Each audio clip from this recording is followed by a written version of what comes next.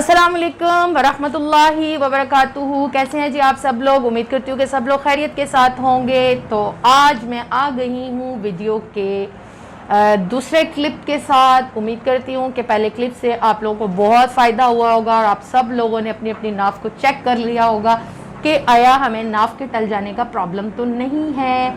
तो जिसने चेक किया है कमेंट्स में मुझे ज़रूर बताइएगा कि चेक करने के बाद आपको क्या क्या पता चला आपकी सेहत से रिलेटेड और आपकी नाफ से मुताल्लिक कि क्या आपको नाफ डली हुई है या आपकी नाफ अपनी जगह पर बिल्कुल ठीक है। ठीक है जी। तो नाफ जो है उसकी टल जाने की क्या क्या वजूहात हो सकती हैं। बहुत से ऐसे लोग जो कि बहुत ज़्यादा कमज़ोर होते हैं, दुबले पतले से होते हैं, उनका स्टेमिना जो है वो बहुत कम होता है। थोड़ा सा भी काम कर लेते हैं तो बहुत जल्दी जल्दी थकना शुरू हो जाते हैं। थोड़ा सा भी वज़न उठा लेते हैं तो परेशान हो जाते हैं। ठीक है जी। तो ऐसे लोग जो कि अंदरूनी तौर पर बहुत ज़्यादा कमज़ोर होते हैं, ठीक है, देखने में बहुत ज़्यादा कमज़ोर होते हैं, या ऐसे लोग जो कभी भी कोई सा भी वज़नी सामान, कोई बक्सा उठा लें, कोई भारी चीज़ है उसको धकेल दें, किसी सोफ़े को धकेल दें, किसी भी भारी चीज़ को धकेल दें, उनकी नाफ जो है वो अपनी जगह से सिरक जाती है, वो ढलक जाती है, वो ढल जाती है, वो टल जाती है, दाएं हो जाती है, ऊपर नीचे जो है वो चली जाती है। तो उसको जो है वो हम इसकी एक रीज़न ये बनती है। तीसरा क्या होता है कि बहुत शदीद भूख लगने की हालत में कोई गेम वगैरह कर लेते हैं, ज़ोर से किसी चीज़ को हिट कर देते हैं या किसी जगह से स्लिप होकर जो है वो गिर जाते हैं। और सबसे अहम चीज़ जो आप लोगों को यहाँ पर बताऊँ, बहुत ज़्यादा बादी और गैस पैदा करने वाली चीज़ों का इस्तेमाल। बेसिकली होता क्या है कि जब हम बहुत ज़्यादा बाज़ारी खाने और गैसेस पैदा करने वाली चीज़ों को अपनी डाइट के अंदर ज़्यादा शामिल कर लेते हैं तो क्या होता है, एक प्रेशर क्रिएट हो जाता है हमारे नाफ के मुकाम पर। ठीक है जी।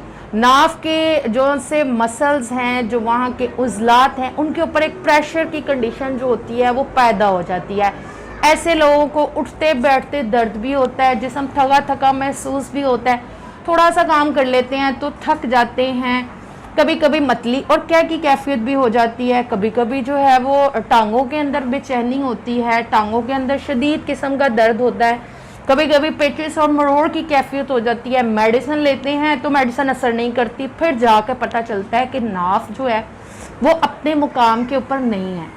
तो ज़रा भी मुश्किल काम नहीं है। मैं आप लोगों को आज की इस वीडियो के अंदर बताऊंगी कि आपने अपना बेहतर ख्याल जो है वो किस तरीके पर रखना है।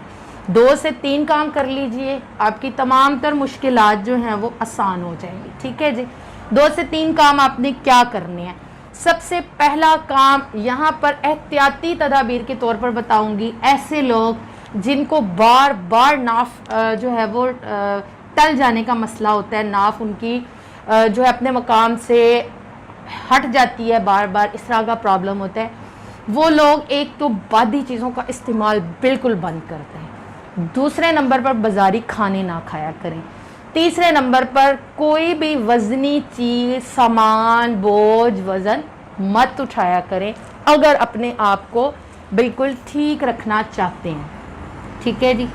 दूसरे नंबर के ऊपर आपने क्या काम करना है, इससे पहले मैंने एक वीडियो के अंदर डिटेल से आप लोगों को बताया था कि नाफ के अंदर ऑयलिंग करनी है।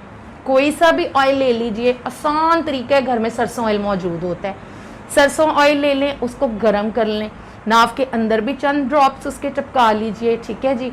और अपनी नाफ के इर्द गिर्द भी आप लोग उसके चंद जो है वो उसका मसाज करना, दबाव नहीं देना, प्रेशर नहीं देना, प्रेशर क्रिएट नहीं करना, हल्के हल्के हाथों से उसकी ऑयलिंग कर लेनी है, उसका मसाज कर लेना है। वहाँ पर कोई सी भी गर्म चीज़ से टकोर कर दीजिए, मसले आपके हल हो जाएंगे। ठीक है जी।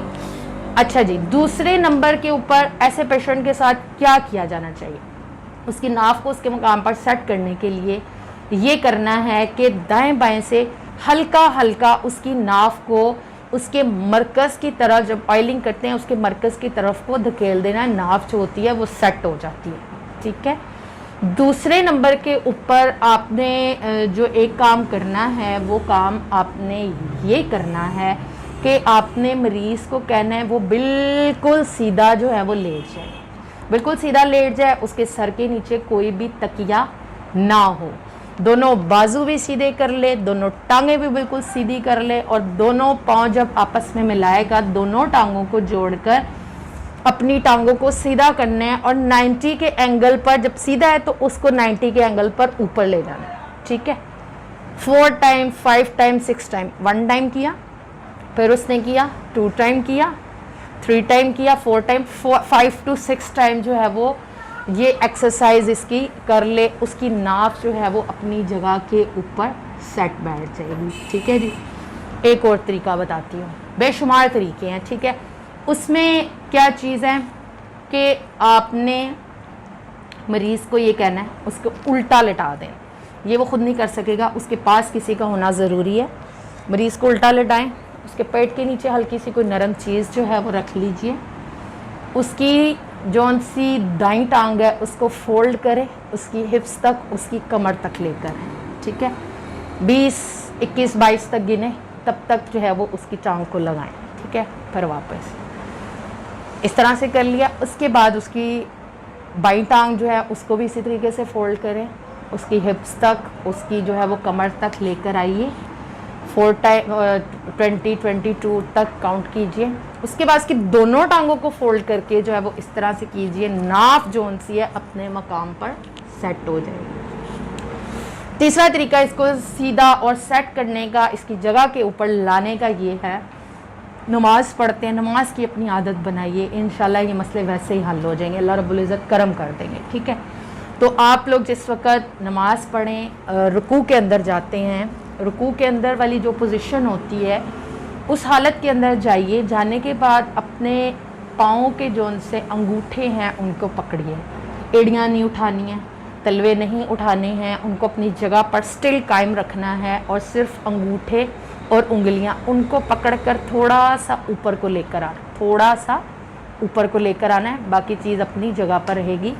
इस तरीके के ऊपर जो है इसके 4-5 टाइम्स इसको रिपीट कर लीजिए। देखें ये सारी एक एक्सरसाइजेज हैं जो फिज़िकली आप लोग कर सकते हैं और अल्हम्दुलिल्लाह इसके इफ़ेक्टिव रिज़ल्ट्स होते हैं, ठीक है। बाकी मैंने बता दिया, मसाज कर लीजिए, मालिश कर लीजिए और उस मकाम के ऊपर हरारत पहुंचा लीजिए, इंशाल्लाह ये मसले ठीक हो जाएंगे।